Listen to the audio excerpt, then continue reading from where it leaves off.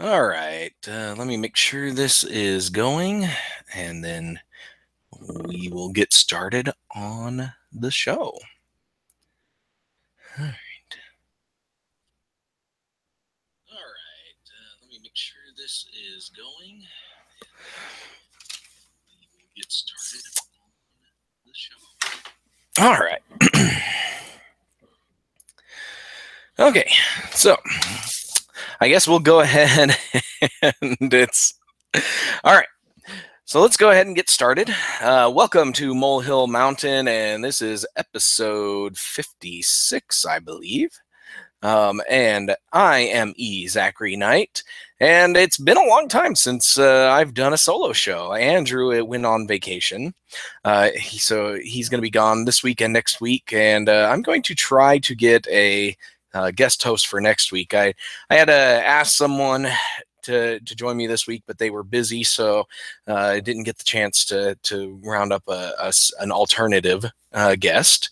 So it's just me, and and yeah, it's been a long time since I've done a solo show. I think the last one was like episode 26 or so. So it's like 20 weeks ago, 30 weeks, no, 30 weeks ago. Yeah, it was like a long time ago.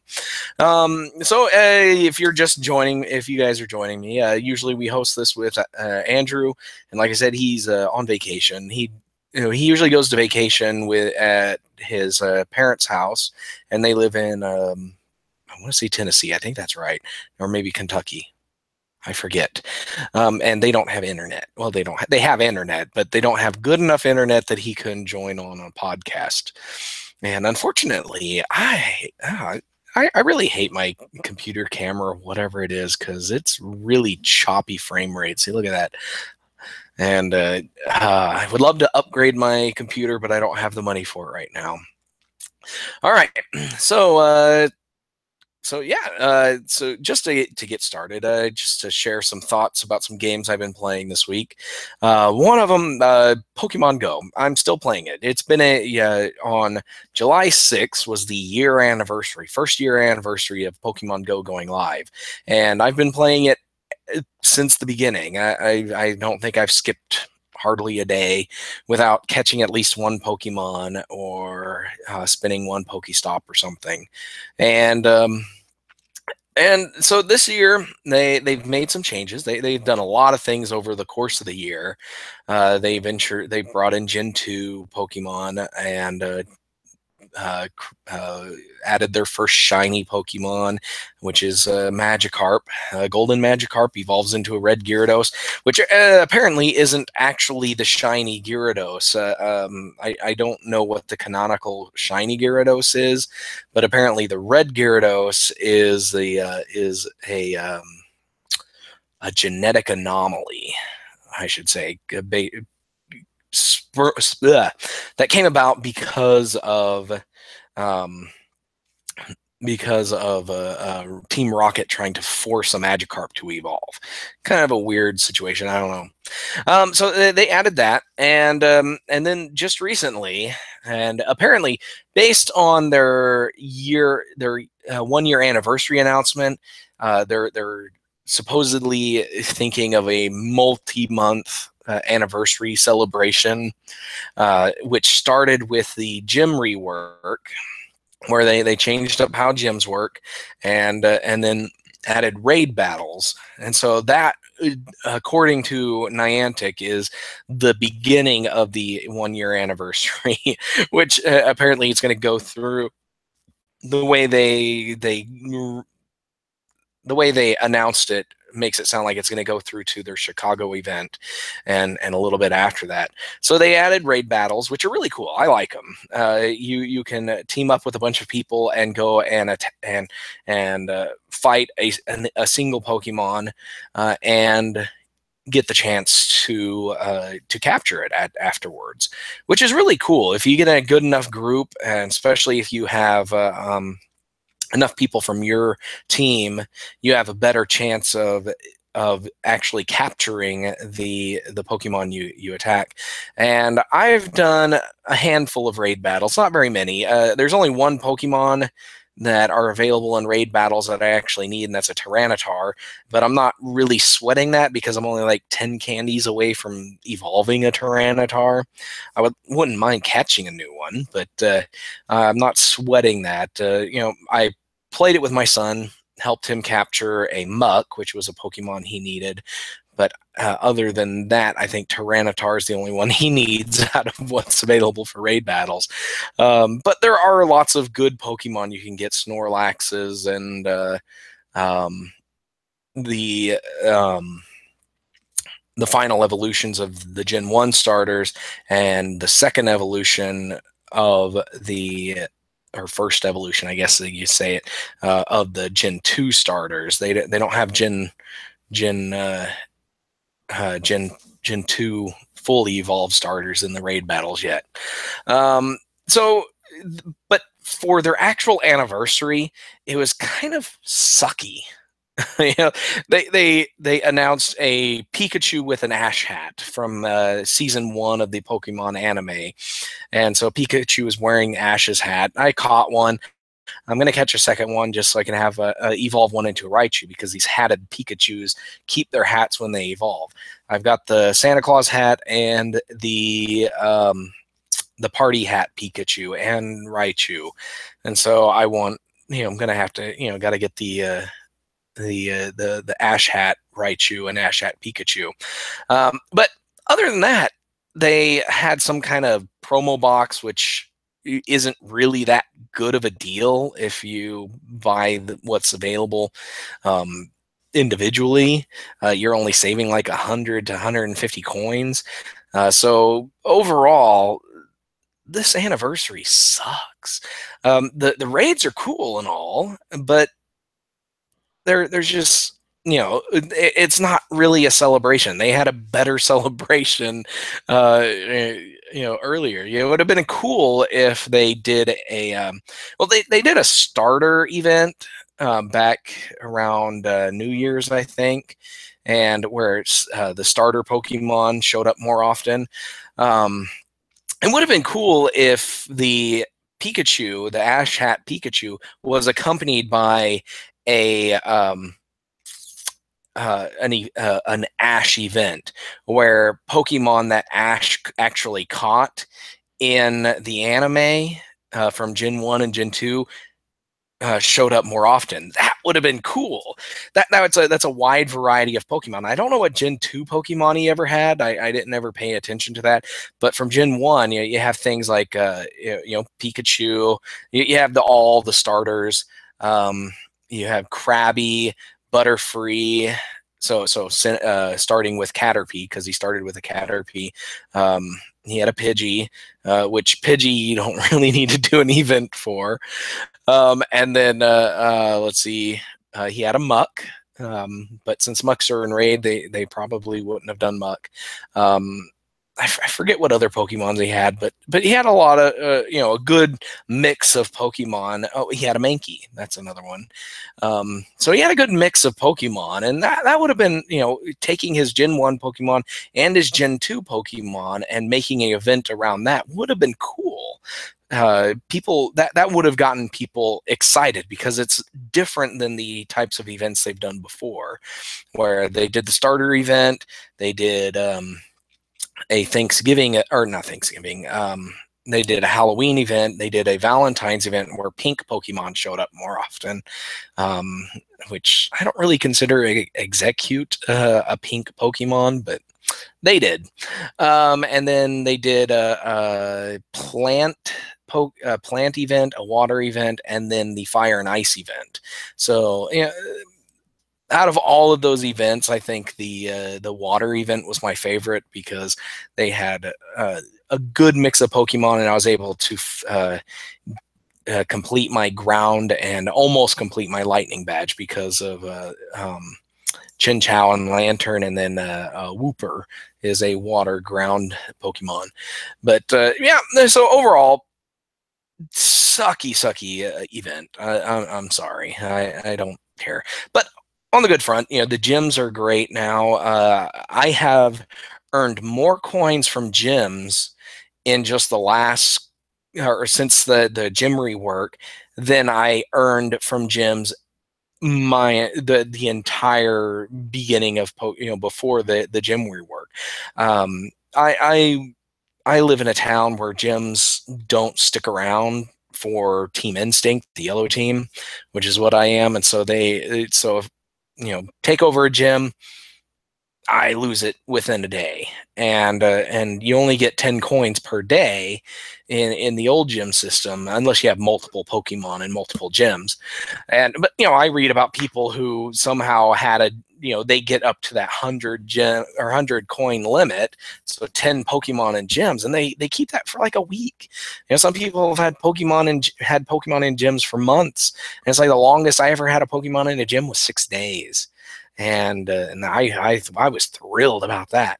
But over the last couple of weeks, I have earned over 200 coins, and I haven't even tried that hard. You get with the new gym system, you put a Pokemon in a gym, and then you get 1 coin for every 10 minutes it's in. It used to, when they first did the gym rework, it was 1 coin per hour, but that was a terrible idea, because you would get kicked out in 45 minutes and you have nothing for it, and then it's like you have a Pokemon in a gym for 24 hours and you get 24 coins.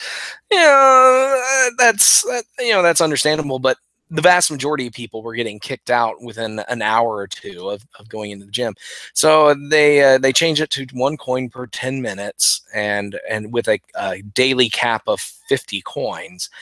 And the only complaint I have is I wish that was 50 coins per Pokemon you have in gyms, and you don't get any of these coins until the Pokemon gets kicked out of the gym and returns to you. And so if you put, say, on Monday you put a Pokemon in a gym, Tuesday you put one in, Thursday or Wednesday you put one in, and they all stay in the gyms, and then on Thursday they all get kicked out at the same time, or throughout the day, you only get the 50 coins for the first Pokemon that was kicked out. The other 2 Pokemon don't give you squat. So it would be nice if they had a consolation prize. A lot of people are saying that Stardust would be a good consolation. I agree with there. Maybe like 50 Stardust for maybe 10 Stardust per coin you would have gotten. So you would, so if a Pokemon would have returned with 50 coins, you instead get 500 Stardust. That's not a whole lot of Stardust, because a lot of Pokemon, like if you want to power up a Pokemon, it takes 1,000 or more Stardust to get it. So I think I think a little consolation prize there would be great, and would be something that would make it a little more worthwhile to try to, because right now the way I do it is I put a Pokemon in a gym, and I don't try to do gyms again until that Pokemon comes back to me, because I don't want to lose out on an extra 50 coins. So, all right, but I say enough about Pokemon Go. The other game that I'm playing right now is Pokemon Magikarp Jump. I don't know how long this game has been out. I think I've seen some comics and stuff about it before, but it was only until a couple of weeks ago that really caught my attention, and I started playing it, and the game is phenomenal. It's a simple idle clicker. You catch a Magikarp, and you feed it berries, you train it, and then you go and do league matches where you make your Magikarp jump, and whoever jumps the higher is the winner. And so yeah, everything is on a timer. You get 1 training point per 30 minutes. If you lose a league match, you can't try again for another hour and a half. And then the food shows up every 5 to 15 seconds, and so you can keep feeding your Pokemon or your Magikarp throughout the whole thing. But for a very simple game, because really it is simple. You feed your Magikarp, you train your Magikarp, you battle your Magikarp, and there's events thrown about. You get other Pokemon to assist you in training your Magikarp, like Pikachu gives you more experience. Meowth gives you coins that you can use to upgrade your food and your training. You get a Piplup, something like that, that gives you a free training session, and each of these are on a timer as well. So like an hour and a half, 3 hours, whatever, and you would think that such this kind of a game wouldn't be that entertaining, but honestly, it is. I'm enthralled with it.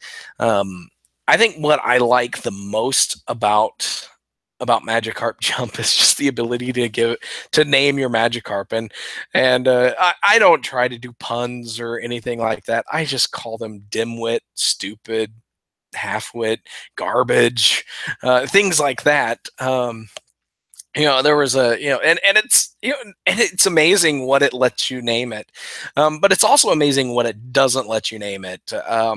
If for some reason, I guess because there is some sharing, like your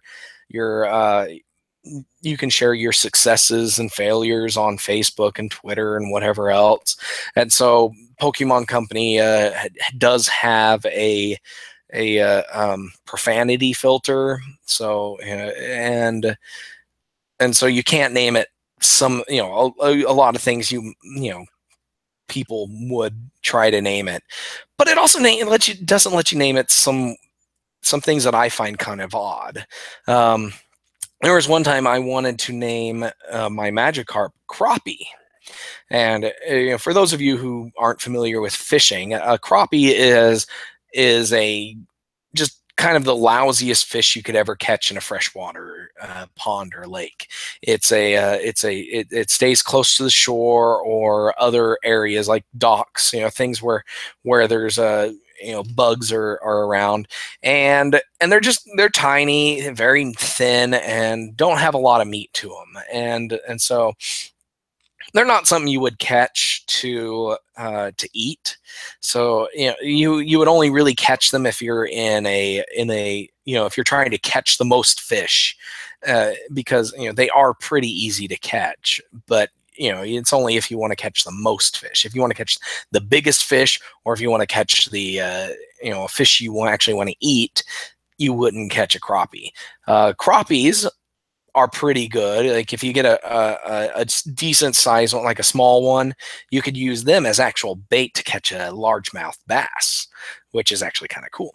But okay, but enough about that. I wanted to name Magikarp Crappie, and and for two reasons. One, because a crappie is a lousy real life fish that nobody wants to actually catch, and the second reason is because it's a play on words, because it's spelt very similarly to crappy. And so I thought that was hilarious. But it wouldn't let me name it that.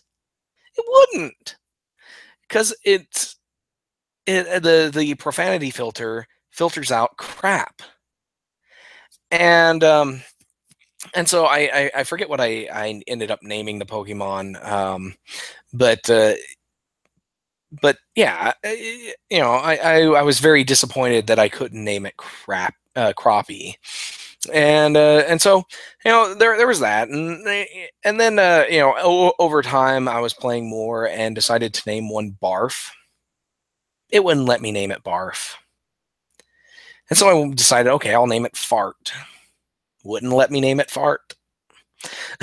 So I'm just like, okay, but it let me name it. It let me name my Pokemon Manure, and so that's what I ended up naming one Manure, and so yeah, I try to give it funny names. Sometimes it's just the first word that pops in my head. Like I named one Pickle. Don't know why. That was just the first thing that popped in my head was pickle. So yeah, that's what I find the most fun out of this game is naming it. But I also enjoy advancing it and trying new strategies. I actually was playing for quite a while, and then decided I wanted to start over and try a different strategy because I was kind of, you know, my training and food and stuff was not giving me the best, the most for my time. And so I started over and did another strategy, and I've actually advanced a lot faster than I was before. I'm doing what's called the 2 food challenge, where you only use the first 2 foods and you just power them up, and then you do the same with the training, where you just use the first 2 trainings that you get and just power them up. And yeah, I can take a Magikarp. I'm getting Magikarp to level 43 now, but I can take a Magikarp from level 1 to 43 in. So like if I just started out, I have 3 training sessions. I can get it up to level 43 in about 10 minutes, maybe more, 30 minutes. It's actually kind of hit that point where I can't just instantly get it up to where it's maximum level. I was doing that pretty easily in the 30s range, like if in the level 30 Magikarp range, and so that was that was cool. I like that. That's a really good strategy to get you through the game. As you level up and you get into more advanced leagues, that strategy might not hold up. But I think I can make it work, and so I'm gonna try this. So all of my food are like rank 50, and my training's rank 50. So I'm gonna have to start powering them up again, which means I'm gonna need a lot more coins. So we'll see how that goes. All right, but enough about that. I think the only other game that I've really played recently is Aquaria. I'm right at the end, but I haven't had a chance to play it in a week. And so last I was playing it, I was trying to build up my supply of healing items so that I can go and fight the final boss. And then, but once I get to that, I'll actually have beaten Aquaria, and it'll be awesome. It's a game I bought, like it was one of the first Humble Bundles, and so I've had it for years, and I played it before, but I never actually beat it. And so this time I'm actually trying to beat it, and I probably will as soon as I get around to finish playing it here in just a little bit. So I'm going to send out a tweet here real quick, just so that people know that the podcast is going on. And I sent one out earlier, but I just want to make sure everybody knows.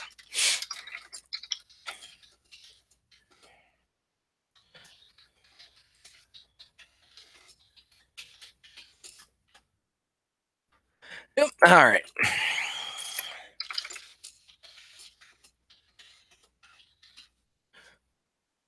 Gooing on. No, it is not gooing on. All right. So yeah, I just sent out another tweet just to make sure people know. And but all right. So on to the topics that I had on the agenda today.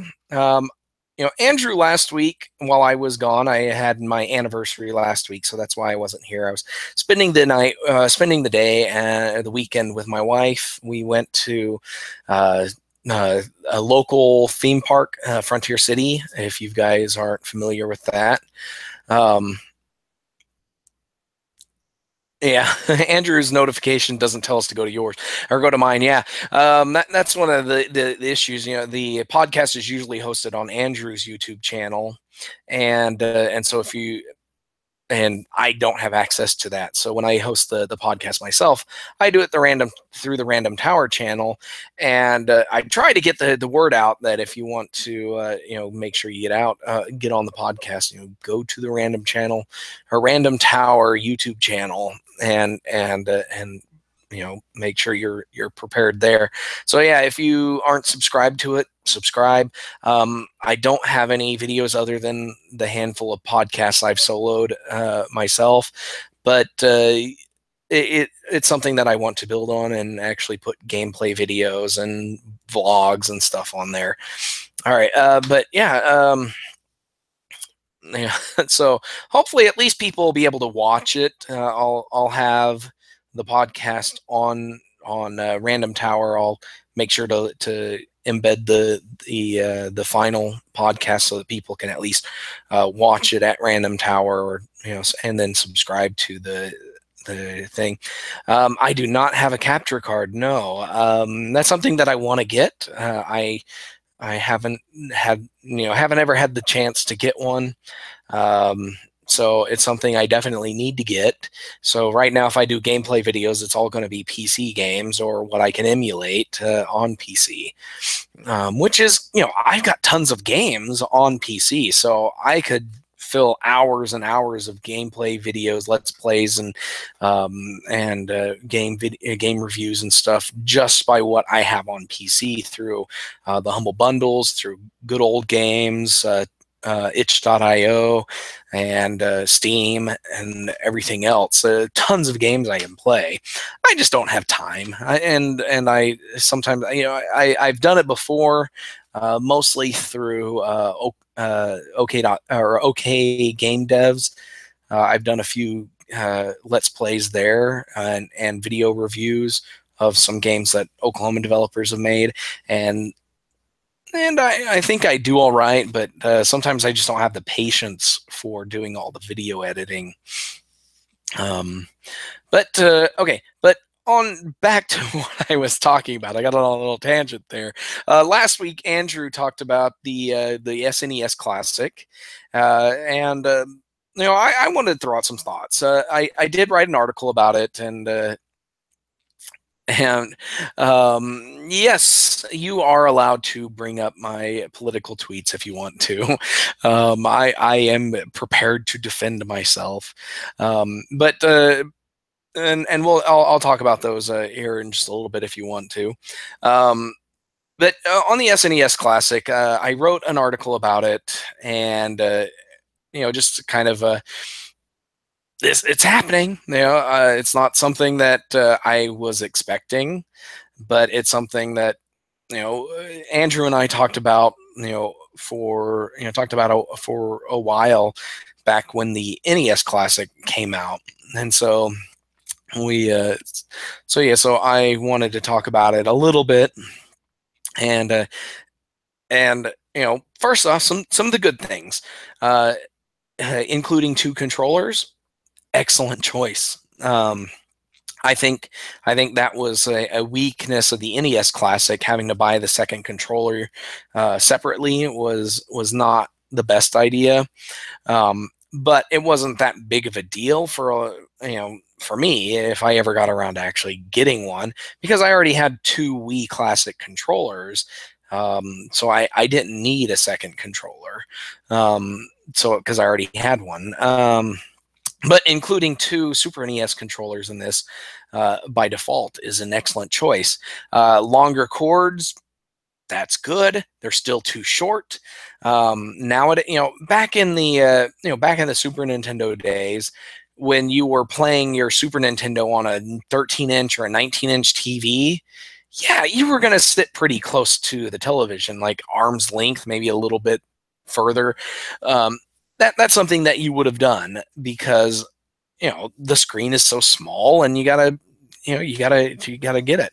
But nowadays, people have 40-inch, 50-inch, 60-inch televisions. They don't want to sit 5 feet from their television, and so they definitely need something. They need at minimum an 8-foot cord, preferably a 10-foot cord, but they don't. Uh,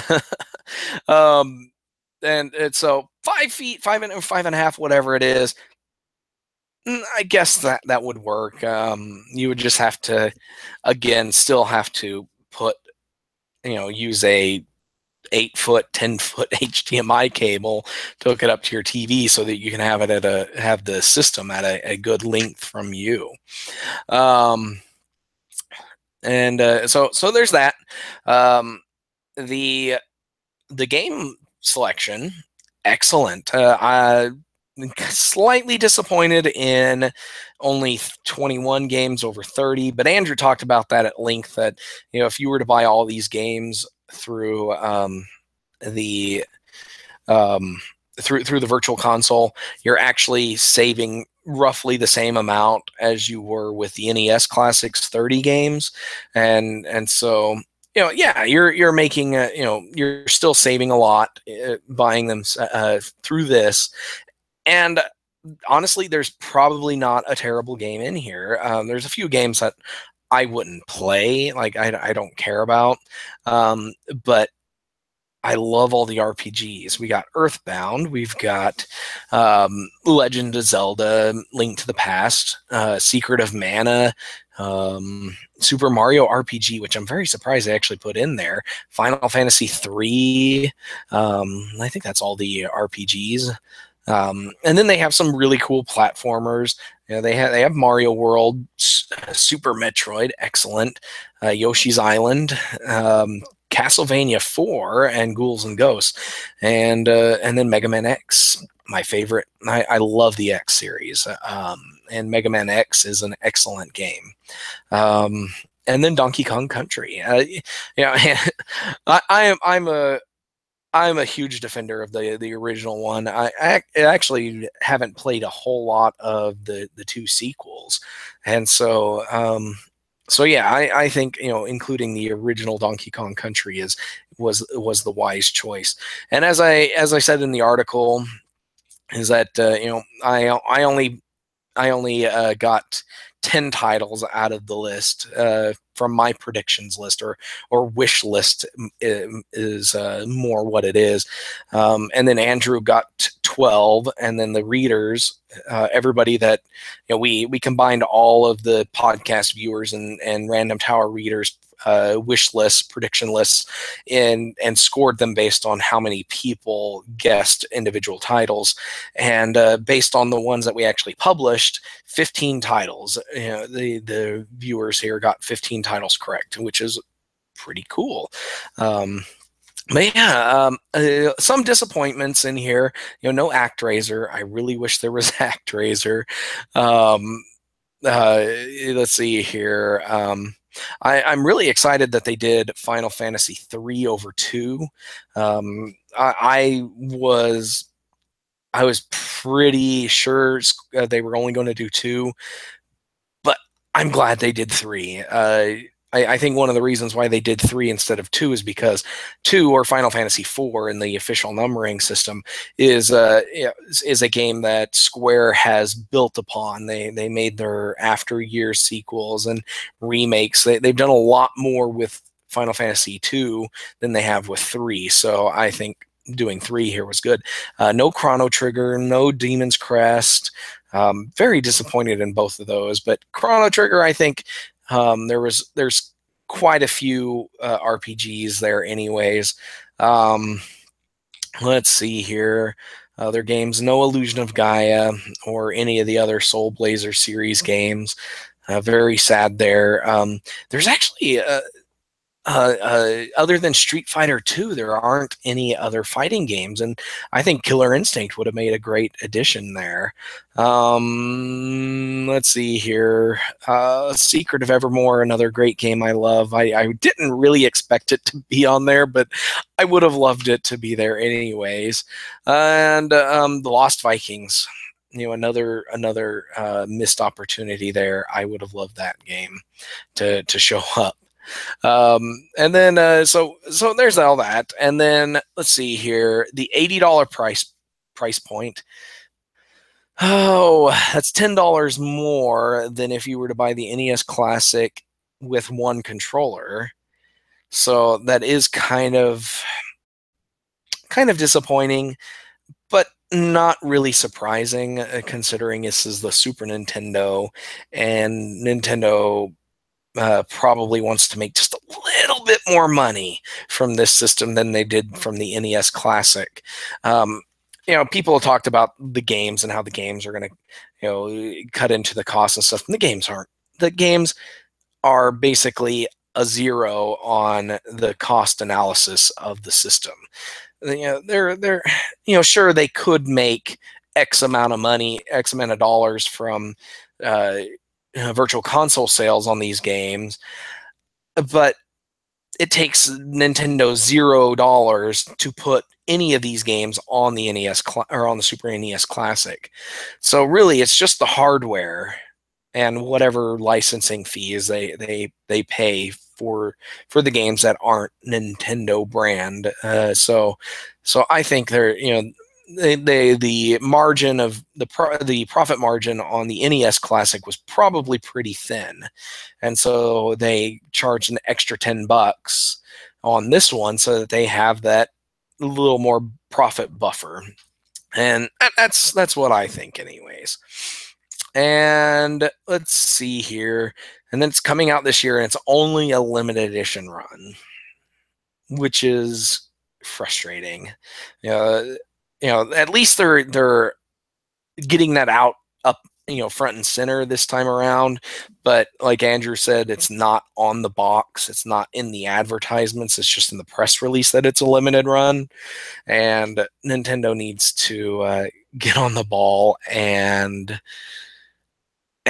make sure people understand that after Christmas, they're likely never to find one of these again outside of Craigslist and eBay and whatever other scalping sites you're going to get.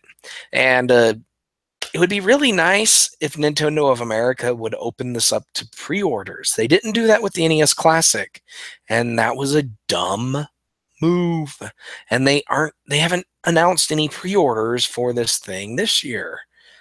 And that's really frustrating. The UK got a limited pre-order, and it sold out in minutes. So I would really love a pre-order, because I would totally pre-order this, because there's a lot of great games, a lot of games that I would love my kids to play, and I think they would enjoy pretty much every single one of these games. And a lot of these games I think I own, but I don't have working Super Nintendo right now.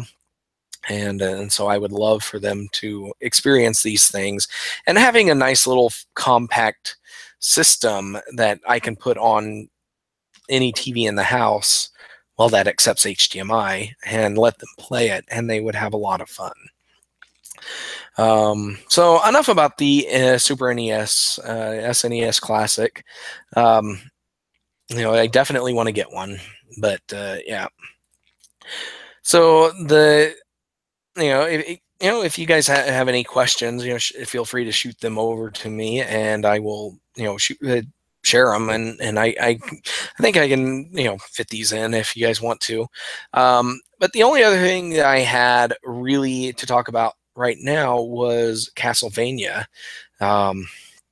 Castlevania, the Netflix series, has been released, and it came out just a few days ago.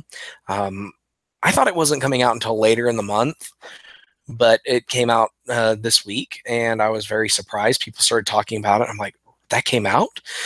And so over the last couple of days, it's only 4 episodes, and they're about 25 minutes each, and so 100 hours, less than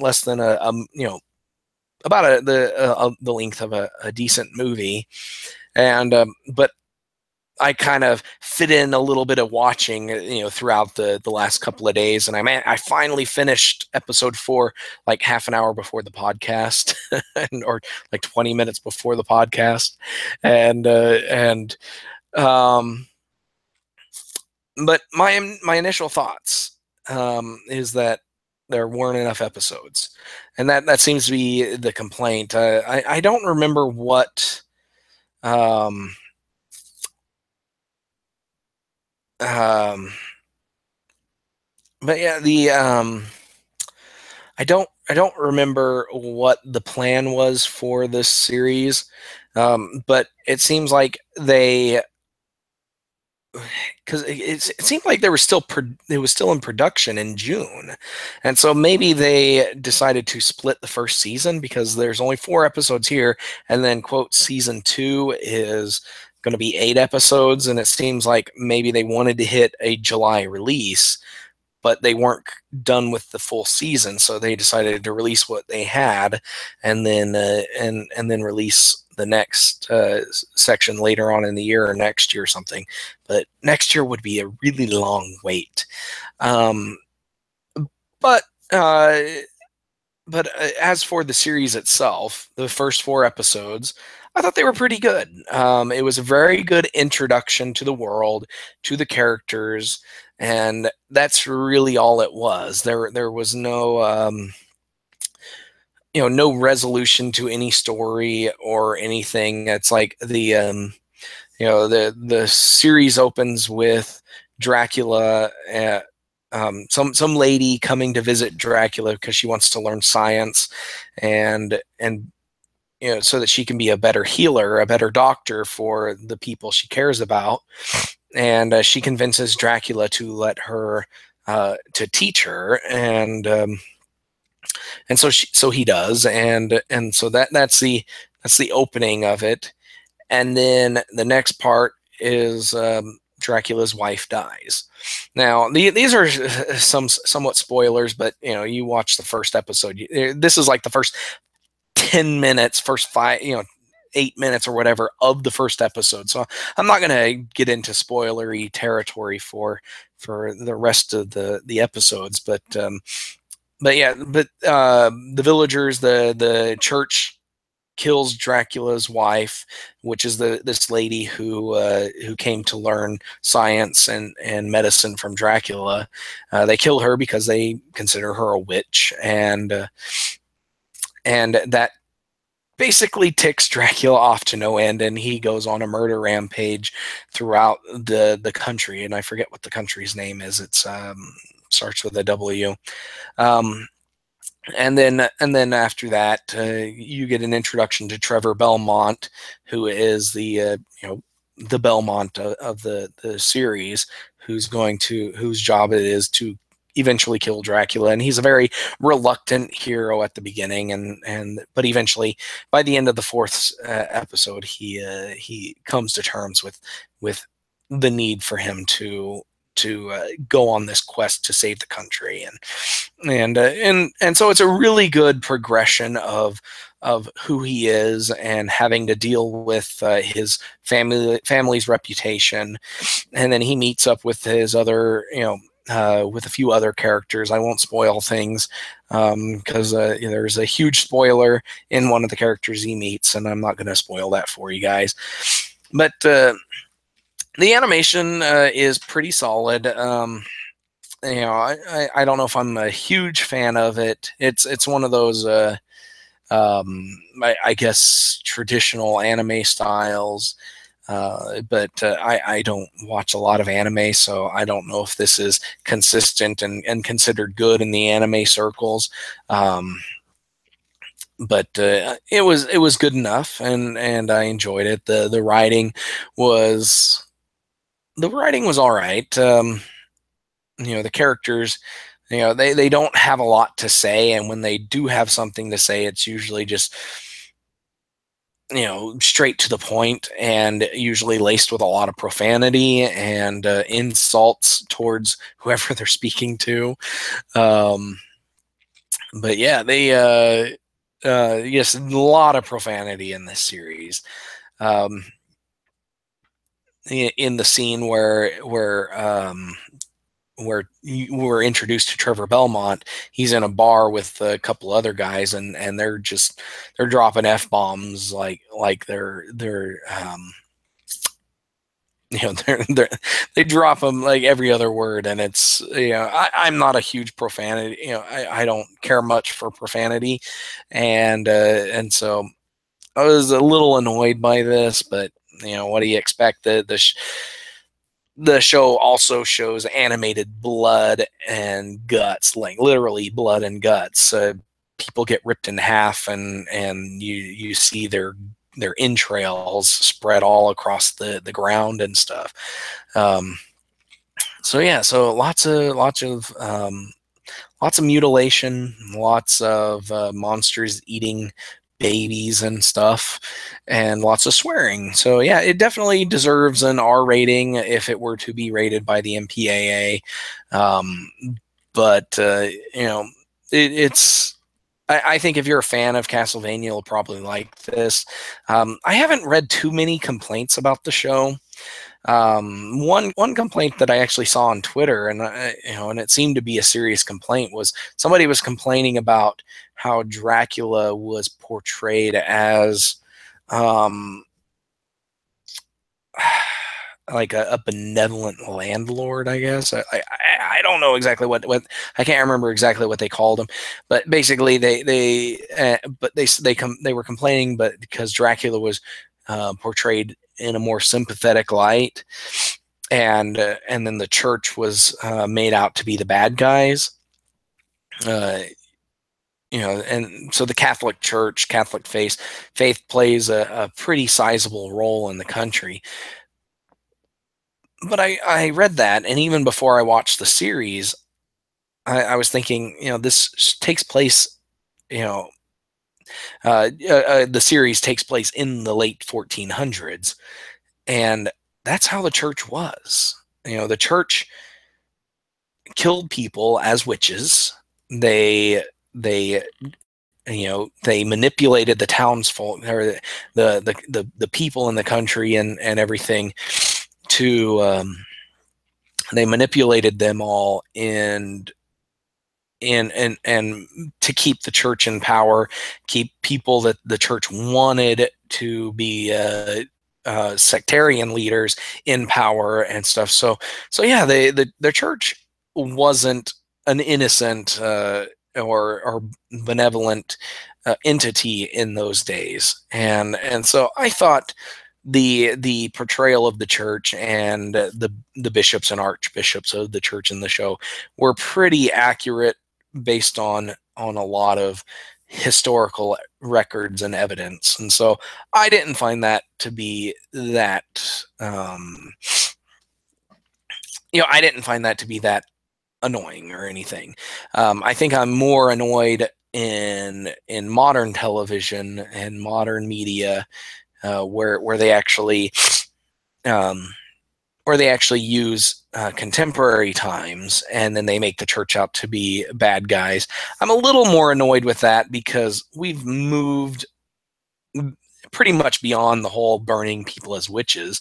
Yeah, there's definitely some bad people in the in leadership in church and in the clergy. There's definitely some bad people in there.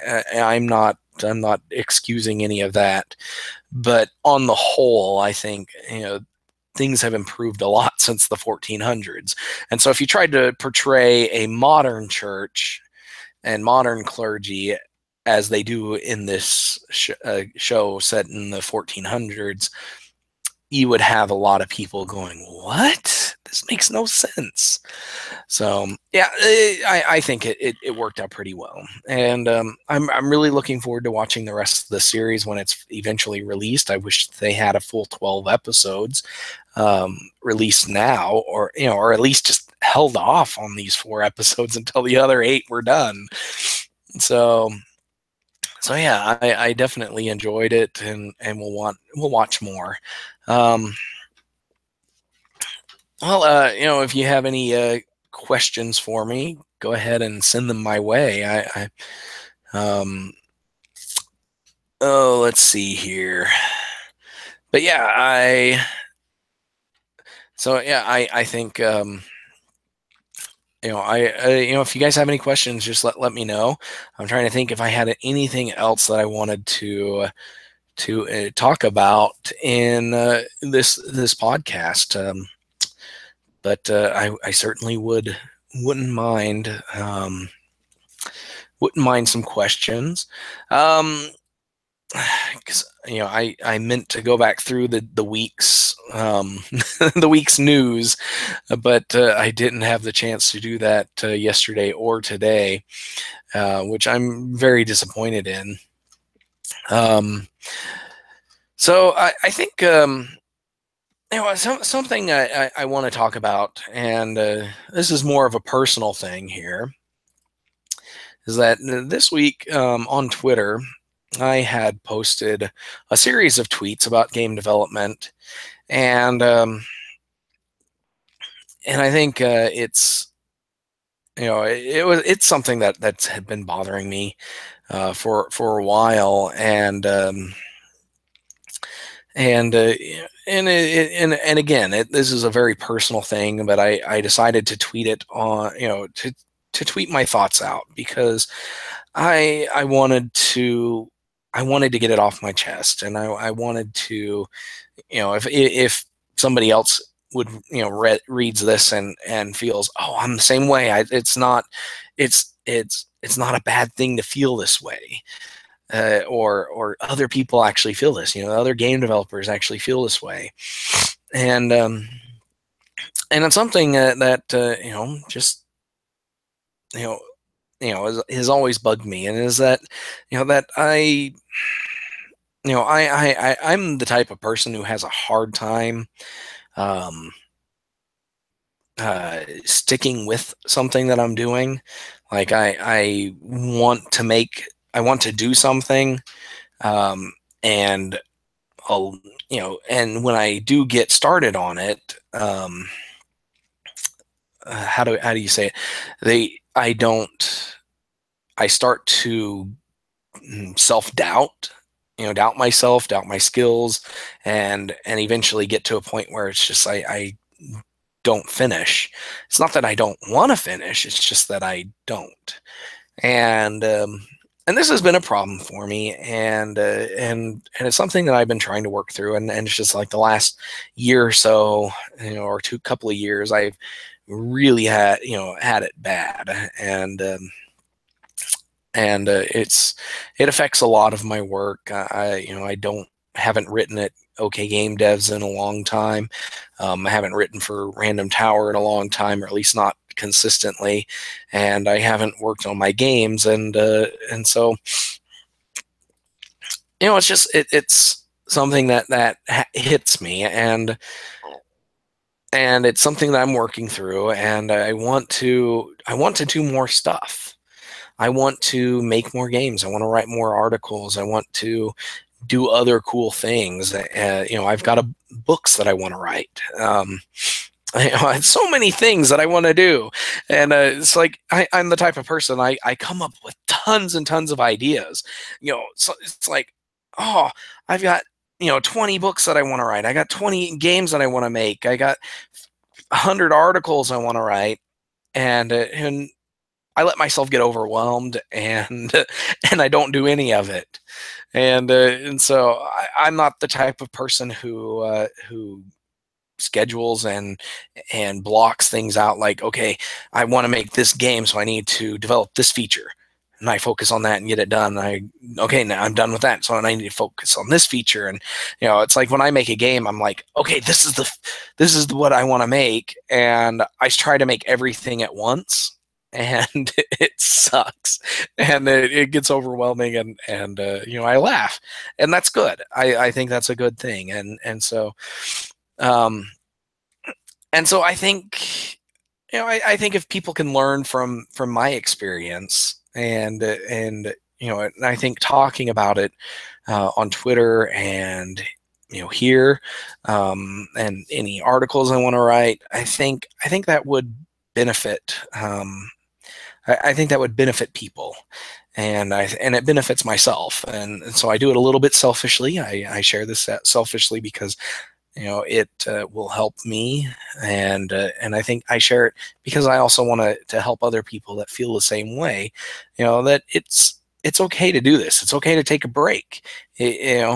Um, and it's one of those things that I've got to learn to break up my tasks and focus on one small thing get it done, move on to the next thing, get it done, move on to the next thing, get it done, tie it all together, and be finished with it. And so I'm really trying to focus on limiting my scope. One of the games I want to work on is a big Zelda-like adventure game, like Link to the Past scope, a game, and I know I'm not ready for that, and so I tried to do something a little bit smaller, but again, it was still a larger scope than I really wanted to do, or I really felt comfortable doing, and so I kept putting it off. And so now I'm trying to boil things down and get to a game idea that is a stepping stone towards that final goal project, but is also doable in a reasonable period of time, and then keep building on and making other simple games that build up and build a skill set, game classes and everything. So that's something that I want to do, and I think I think if I do that consistently for a extended period of time, that it will help me when I'm ready to tackle that big project, where I can focus on just this one feature, get it done, move on to the next feature, get it done, move on to the next feature, because I'm really tired of trying to do everything at once, and because that's not working, and so yeah, and I think I want to apply that in my other work, whereas where I do want to write an article, and I think what I'm going to try to do is just do one article a day. 13U Cube says, "Have I considered streaming my game making, my game development?" That's not something I've considered. I don't find the work that I do that visually stimulating. Um, I've known a lot of developers who would do that for a game jam, where like Ludum Dare or something, where it's just over the weekend. They'll stream the entire weekend that they're making the game, and then at the end of the event, they'll condense it down into a time lapse video, and that's really cool. I like that, but I think I'm just, I don't consider it that interesting of a thing to do, like, over the long term. Um, if I were to do something, like if I were to have, do a successful Kickstarter or a Patreon for game development, I think a couple of hours a week, where people can watch me work, I think that might be a cool reward, for something like that, because I know a lot of artists who, comics artists and stuff, who will do that sort of thing, where they'll do a live stream where you can watch them draw the next page in the comic, or request doodles or whatever. I think that might be cool, for if I'm you know for something like that, I would plan ahead what I'm going to do for those 2 hours, 1 hour, 2 hours, whatever it is. Um, but and so I can say, okay, I'm going to make this feature, and people can watch me make it, and see it in action when it's done. But just the general game development process, yeah, I don't consider that interesting at all. But I do plan on releasing more. Back in November, um, I tried to make a game in the month of November, but it didn't happen. I didn't complete the game. But it is a game that I want to return to and finish, because I really liked the concept in general. I just didn't like the execution towards the end of the month. But my plan was to release one screenshot every single day of the month, and I got through most of the month, and managed to do that. And some of the screenshots were actual chunks of code. Some of, but the vast majority of them were either concept art or art in the making, and then just screenshots of the game as I built it every day, as I compiled it every day, and that was a really cool thing, and it's something that I definitely need to do more, because there's a lot of marketing potential in sharing screenshots like that. Um, because people, you share a screenshot on Twitter, you throw in the right hashtags, like indie dev or screenshot Saturday. There's like another one that's like indie dev hour. You get involved in those hashtags, and people, other bots like yeah, like Twitter bots will pick up on them and retweet them for you, and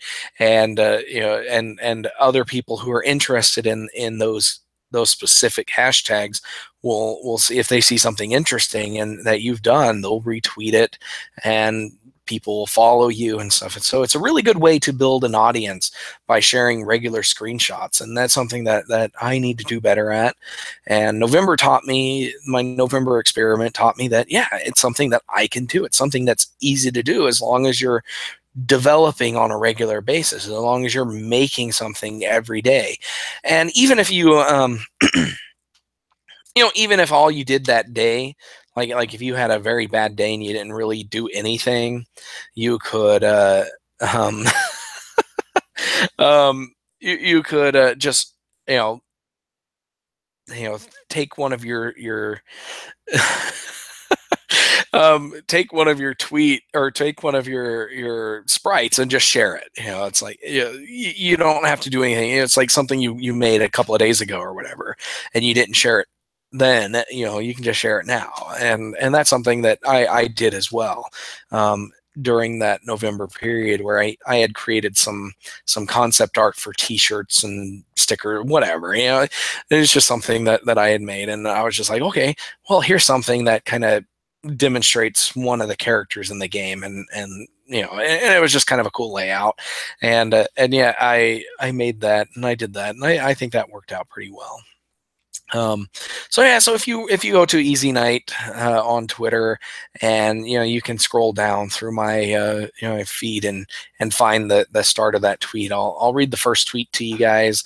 I published it 5 days ago, so that would be Tuesday. 1, 2, 3, 4, no, 5, Monday. So on Monday, July 3rd. I don't know what time that was, but the first tweet was, "I have been seriously neglecting my game development work lately, and it sucks. I feel I'm in a funk and just can't get motivated." And it goes on from there, and eventually, and then the final tweet is, how many tweets are there in this thing? Oh man, I didn't realize I wrote this many tweets about it. All right. And then it ends with, I think that concludes my rant, screed, confession, whatever you want to call it, and I'll get back to work now. Um, and really, this was the first time I've ever done anything like that, and I find it, it's um, it's something that, yeah, it's, it was refreshing to me, and hopefully it's something that people can learn from if they ever actually get around to reading it, or if anybody ever sees it.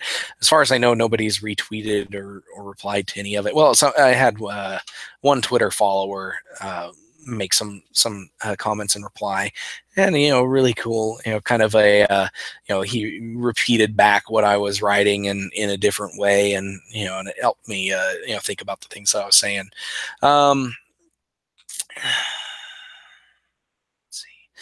So could you scale it down to like a single pixel concept art so you can storyboard your concept?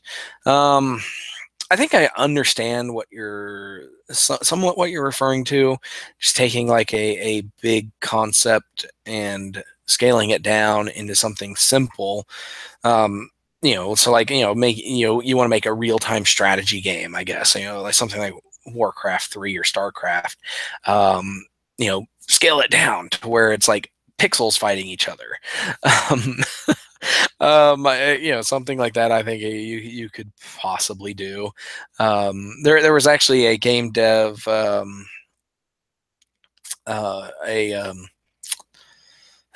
a Ludum Dare style thing where the goal was to make a game in a 64 by 64 window, like 64 pixels by 64 pixels. And this is the size of a typical high resolution sprite. But the goal of the game, or the goal of the game jam, was to make a fully fledged game in that tiny of a window. And there was actually some really cool concepts. One of the developers in Oklahoma made an arena brawler in the vein of Super Smash Brothers in that size, and it turned out really cool.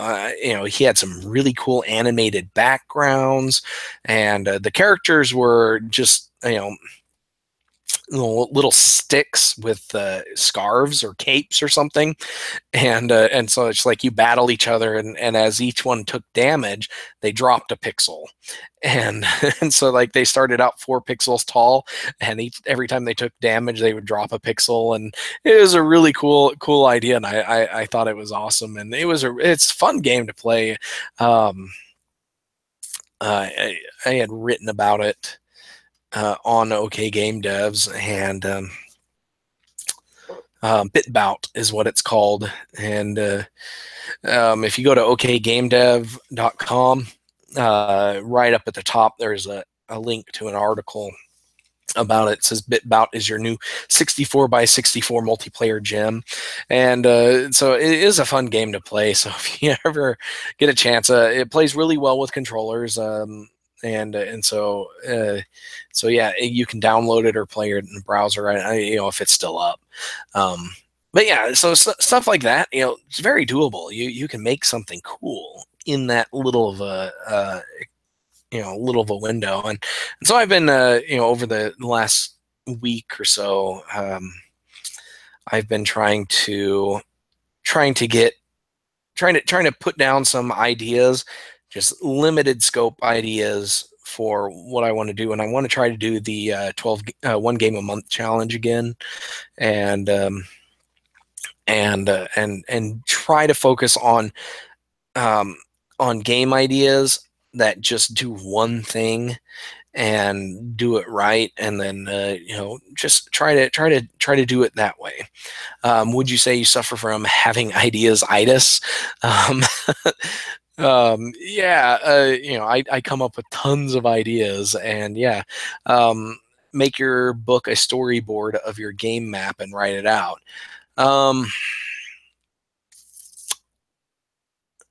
That's something that, that is something that I've considered. Actually, one of the book ideas that I have right now, and it's the one I'm most interested in writing, is actually a game idea that I had, and just the game itself, just the story and everything. It's an RPG, and when I first came up with the idea, I was really big into Marvel vs. Capcom 2, and so I was like, I want to make an RPG where the battles are like Marvel vs. Capcom 2, and where you have 2 main characters and then an assist character, and you kind of switch between the 2 mains, and the assist comes out. And I wanted to do that, and then as the years went on, I thought Smash Brothers would probably be a more fitting battle style for this game, and so if it were a game, I think right now it would be an RPG where the battles were Smash Brothers style, but the story itself is something that could work really well in novel form, and I've also considered the idea, like my brother, he wants to do a graphic novel, like a web comic, and so I'm like, well, if I get the novel done, I could help him storyboard the novel out and turn it into a web comic, and that would be really cool. So, and then eventually make it into a game. And so there's 3 ways to experience the story, and I think that would be pretty awesome to have that. as a finished product in 3 different forms. That, if you really like playing games with stories, here's the game. If you really like web comics, here's the web comic. If you really like just reading a book, here's the book. So yeah, that's something that I considered a lot. And then, but also, like, just using the written form as a way of getting me through a game project.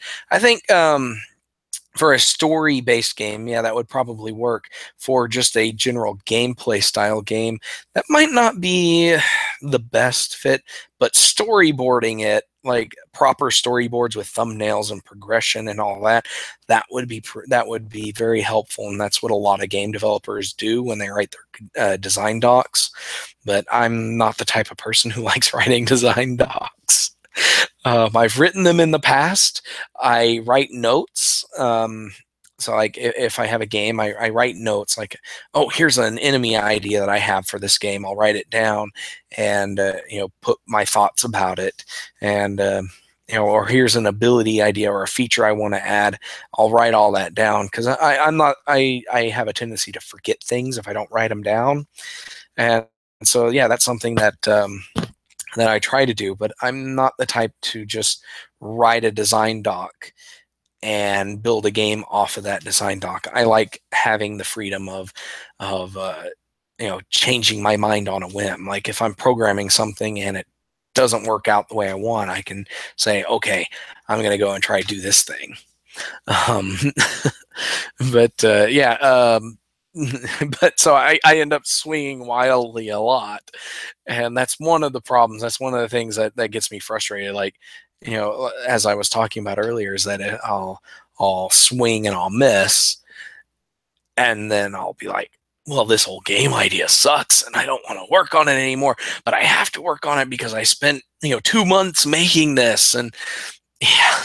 That's how I am, and it gets frustrating. And like I said, that's something that I need to get better and work on and improve and build, as a better, for a better sense, to do better for me, make better game development decisions. All right, but so I've rambled on. Yeah, Twitter is good therapy. Yes, it is. But it's also dangerous too. And there's a lot of negativity that you can absorb from Twitter if you're not careful, if you don't play it right. But I'm a white guy, so I tend to receive less negativity on Twitter than some people do, and I'm also not very well known. I'm followed by 400 people or something like that. I forget how many followers I have. Let me see if I'm logged in to this particular account. I have 499 followers. I'm only 1 follower away from 500. That's crazy. I didn't know that.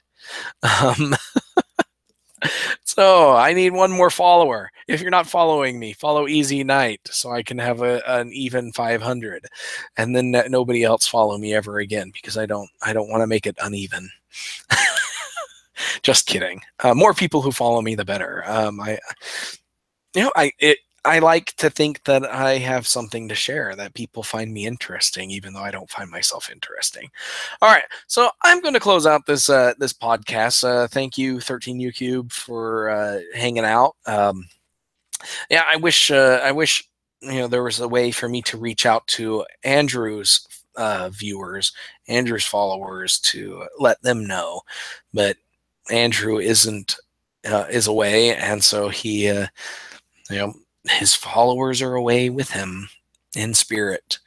So let me close this out. This has been Molehill Mountain, episode 56, and I am Zachary Knight. Andrew is away, so he will be away again next week. I'm going to do my best to reach out to more people and let people know a little bit earlier in the week, so that they can have time to follow and everything. But yeah, so check out Castlevania if you have Netflix. Buy an SNES Classic if you can, but don't scalp it. And don't buy from scalpers. They don't deserve your money. And if you guys are interested in game development, you can check out my Twitter accounts at Easy Night and also DK_gaming. And if you're interested in just general, like the Oklahoma game development scene, check out OK Game Devs on Twitter and okgamedev.com. And this has been Molehill Mountain. We host this on randomtower.com, so check that out. And have a good day. And I will talk to everybody later. See ya.